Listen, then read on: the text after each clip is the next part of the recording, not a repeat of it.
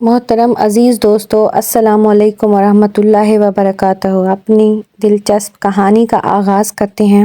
ایک شخص جھاڑیوں کے درمیان سے گزر رہا تھا کہ اس نے ایک سانپ پھنسا ہوا دیکھا۔ سانپ نے اس آدمی سے مدد کی اپیل کی۔ اس آدمی نے لکڑی کی مدد سے سانپ کو باہر نکالا۔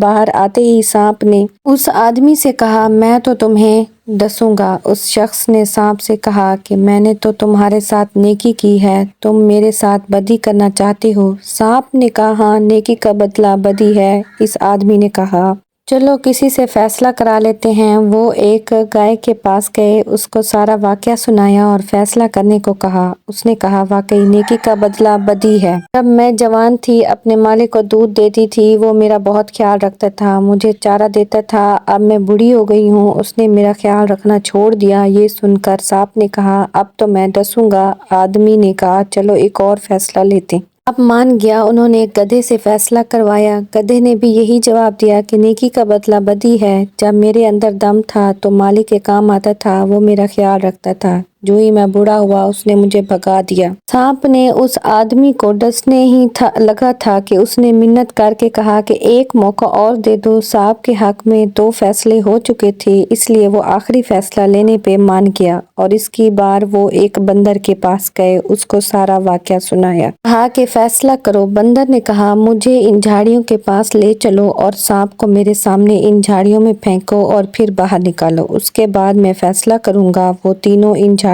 کے پاس چلے گئے۔ شخص نے سانپ کو جھاڑیوں کے اندر پھینک دیا اور پھر باہر نکالنے ہی لگا تھا کہ بندر نے منع کر دیا اور کہا، اس کو مت نکالو، یہ نیکی کے نہیں تھا۔ اور بندر ان میں سب سے زیادہ عقل مند تھا۔ سانپ مختلف ناموں اور طریقوں سے ڈستے ہیں، لیکن ہم کو خیال ہی نہیں آتا کہ یہ سانپ ہیں۔ ان کے ساتھ نیکی اور ہمدردی کرنا خود کو مشکل میں ڈالنے کے برابر ہے۔